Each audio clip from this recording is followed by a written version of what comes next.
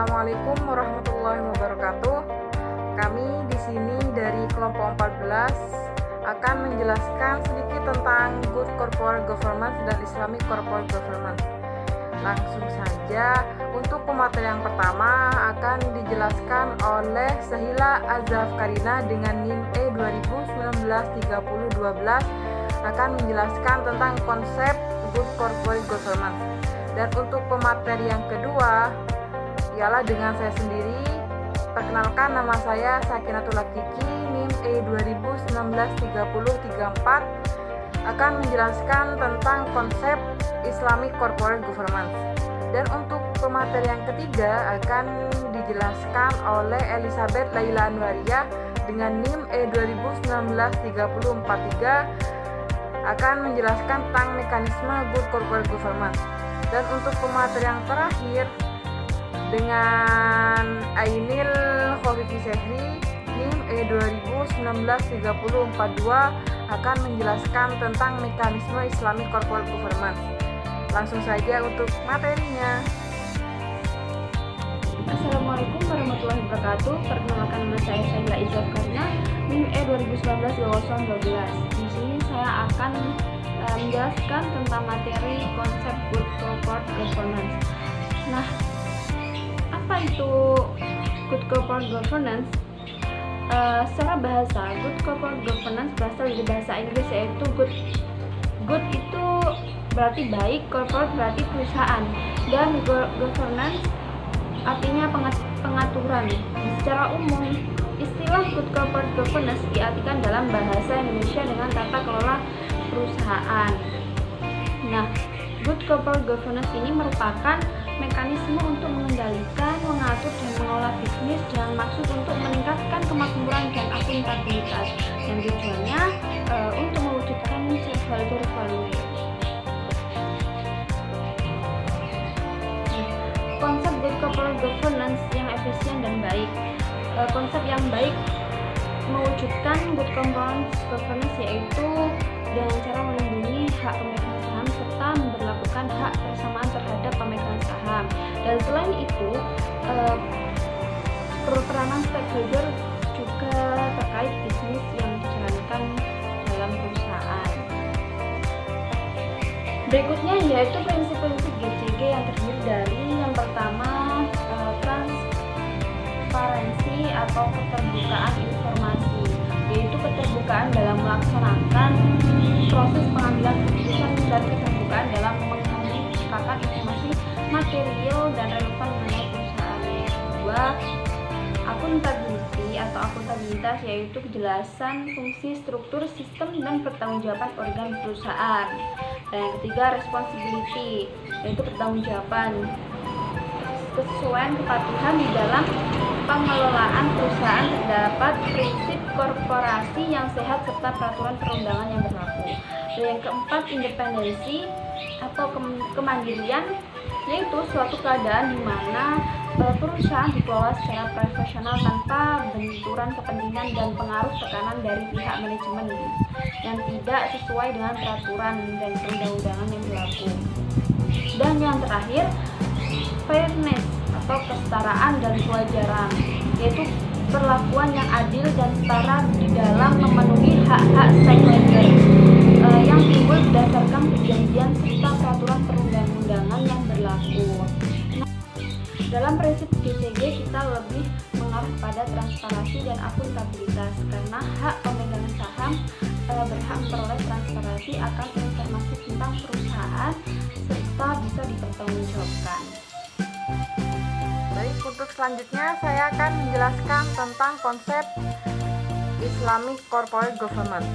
Corporate Governance dalam Islam adalah sistem yang mengarahkan dan mengendalikan perusahaan untuk memenuhi tujuan perusahaan dengan melindungi kepentingan dan hak semua stakeholder dengan menggunakan konsep dasar pengambilan keputusan berdasarkan epistemologi sosialis ilmiah Islam yang didasarkan pada ketauhidan Allah. Contoh perusahaan yang mengaplikasikan konsep corporate governance dalam Islam ialah perbankan syariah, lembaga keuangan mikro syariah, dan lembaga keuangan syariah non-bank.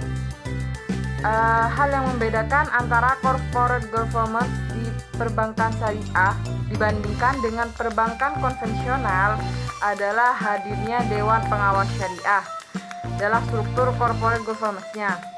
Nah, di sini Dewan Pengawas Syariah itu memiliki fungsi untuk memberikan nasihat dan saran pada direksi serta mengawasi kegiatan bank agar sesuai dengan prinsip syariah. Selanjutnya saya akan menjelaskan tentang prinsip-prinsip Islamic Corporate Governance. Itu terdapat 4 prinsip. Yang pertama ialah sidik, amanah, tabligh, dan fatonah. Untuk yang pertama ialah sidik. Sidik berarti jujur, artinya apa yang disampaikan adalah keadaan yang sebenarnya. Orang dengan karakteristik seperti ini merasa bahwa Allah selalu ada untuk mengawasi perilakunya, sehingga ia menjadi takut untuk melakukan dusta.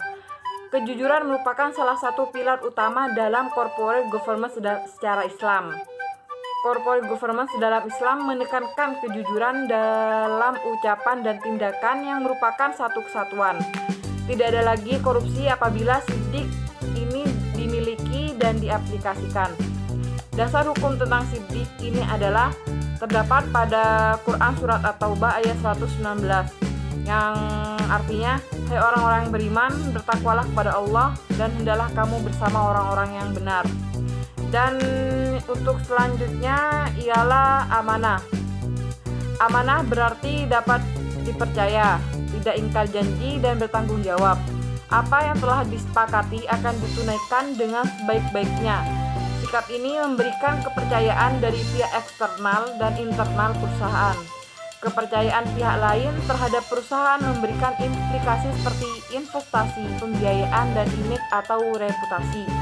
Dasar hukum sifat amanah yang digunakan dalam good corporate governance secara Islam adalah terdapat pada Quran Surat Al-Mu'minun ayat 8 yang artinya dan orang-orang yang memelihara amanat-amanat dan janji-janjinya.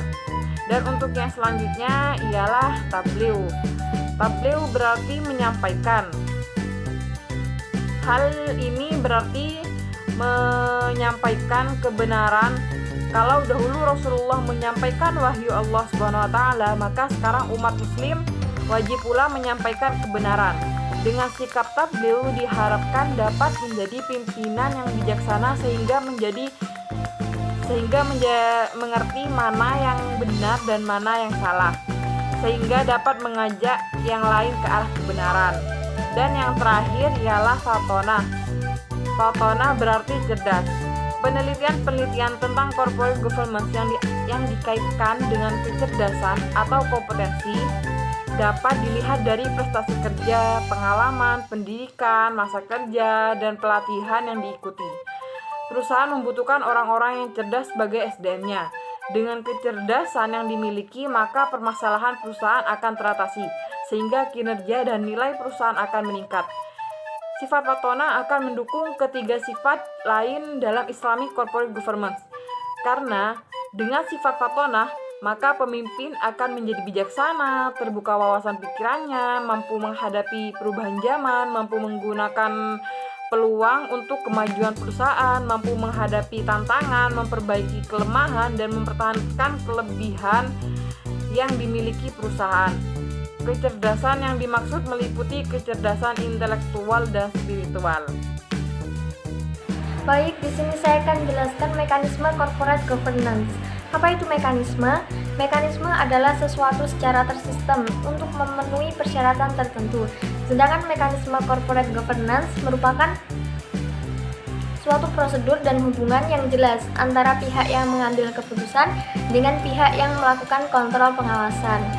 Mekanisme corporate governance dibedakan menjadi dua. Yang pertama adalah mekanisme internal dan mekanisme eksternal. Yang pertama adalah mekanisme internal. Mekanisme internal adalah cara untuk mengendalikan perusahaan dengan menggunakan struktur dan proses internal seperti rapat umum pemegang saham, komposisi dewan direksi, komposisi dewan komisaris, dan pertemuan dengan board of director. Kualitas mekanisme internal secara luas berhubungan dengan kinerja perusahaan yang lebih baik. Mekanisme internal dipengaruhi oleh faktor internal perusahaan yang meliputi kepemilikan institusional, kepemilikan manajerial, dewan komisaris independen, dan komite audit. Yang pertama adalah kepemilikan institusional. Adanya kepemilikan tersebut di suatu perusahaan akan mendorong peningkatan pengawasan terhadap kinerja manajemen. Semakin besar kepemilikan institusi, maka akan semakin besar pula kekuatan suara dan dorongan dari institusi keuangan tersebut untuk mengawasi manajemen, dan akibatnya akan memberikan dorongan yang lebih besar bagi manajemen untuk mengoptimalkan kinerja perusahaan dan menyelaraskan kepentingan manajemen dengan pemegang saham atau stakeholder. Yang kedua adalah kepemilikan manajerial. Kepemilikan manajerial merupakan jumlah saham yang dimiliki oleh manajemen perusahaan. Kepemilikan manajerial dapat diukur dengan menghitung persentase saham yang dimiliki oleh manajemen perusahaan dengan seluruh jumlah saham perusahaan yang beredar. Yang berikutnya, yang ketiga adalah Dewan Komisaris Independen. Dewan Komisaris Independen merupakan organ perusahaan yang bertugas dan bertanggung jawab secara kolektif untuk melakukan pengawasan dan memberikan nasihat kepada direksi serta memastikan bahwa perusahaan melaksanakan good corporate governance dengan baik. Namun, Dewan Komisaris tidak boleh turut serta dalam mengambil keputusan operasional. Yang terakhir, yang keempat adalah Komite Audit. Komite Audit adalah komite yang dibentuk oleh Dewan Komisaris untuk melakukan tugas pengawasan pengelolaan perusahaan. Keberadaan komite audit sangat penting bagi pengelolaan perusahaan. Komite audit merupakan komponen baru dalam sistem pengendalian perusahaan. Selain itu, komite audit dianggap sebagai penghubung antara pemegang saham dan dewan komisaris dengan pihak manajemen dalam menangani masalah pengendalian. Selanjutnya, saya akan menjelaskan mengenai mekanisme eksternal. Mekanisme eksternal merupakan cara untuk mempengaruhi perusahaan selain dengan menggunakan mekanisme internal. Mekanisme eksternal bisa berasal dari pasar modal, pasar kontrol perusahaan, pasar tenaga kerja, status negara, keputusan pengadilan, pemegang saham, dan yang terakhir adalah praktek dari aktivis investor. Mekanisme eksternal dipengaruhi oleh faktor eksternal perusahaan yang meliputi investor, akuntan publik, pemberi pinjaman, dan lembaga yang mengesahkan legalitas. Sekian penjelasan dari saya. Assalamualaikum warahmatullahi wabarakatuh. Perkenalkan, saya ini Vivi Sahri, NIM E2019-3042. Di sini saya akan melanjutkan materi selanjutnya, yaitu tentang mekanisme Islamic Corporate Governance di Indonesia. Mekanisme Islamic Corporate Governance merupakan prinsip tata kelola perusahaan yang berlandaskan prinsip-prinsip syariah Islam. Prinsip-prinsip itu diharapkan dapat menjaga pengelolaan institusi ekonomi dan keuangan syariah secara profesional dan menjaga interaksi ekonomi. Di dunia perbankan, seperti yang kita ketahui, pertumbuhan ekonomi syariah, khususnya perbankan syariah, sangat pesat dan sangat disayangkan jika bank-bank syariah di Indonesia tidak atau kurang mengetahui nilai-nilai syariah Islam yang sesungguhnya. Mekanisme Islamic Corporate Governance di Indonesia memiliki fitur unik, yaitu adanya Dewan Pengurus Syariah atau yang biasa disebut dengan DPS. DPS ini berperan untuk memberikan nasihat dan mengawasi kegiatan operasi perusahaan untuk memastikan agar sesuai dengan prinsip-prinsip syariah. Banyak jumlahnya orang yang duduk dalam DPS akan memberikan pengawasan yang lebih efektif didukung dengan latar belakang pendidikan yang tinggi dan pengalaman merangkap jabatan di lembaga keuangan syariah lain. Mekanisme Islamic Corporate Governance diharapkan dapat mewujudkan tujuan bisnis dan tujuan sosial bank syariah. Pencapaian tersebut dapat dinilai melalui kinerja bank syariah yang diukur dengan pengukuran yang relevan dengan tujuan bank syariah. Model corporate governance dalam sistem ekonomi Islam adalah model corporate governance yang berorientasi pada stakeholder. Model ini merupakan versi modifikasi dari model corporate governance Eropa atau stakeholder model yang menempatkan seluruh stakeholder pada posisi yang sama yang harus dilindungi kepentingannya. Islamic corporate governance, model stakeholders berlandaskan pada dua konsep fundamental dari prinsip syariah, yaitu hak kepemilikan dan kerangka kerja kontrak. Artinya, dalam perusahaan Islam, seluruh pemangku kepentingan atau stakeholder tunduk pada ketentuan syariah. Model ini mengharuskan adanya DPS yang berperan untuk memberikan nasihat dan mengawasi kegiatan operasi perusahaan untuk memastikan agar sesuai dengan prinsip-prinsip syariah. Mungkin itu saja yang dapat kami sampaikan dari kelompok 14. Kurang lebihnya mohon maaf. Sekian, terima kasih. Wassalamualaikum warahmatullahi wabarakatuh.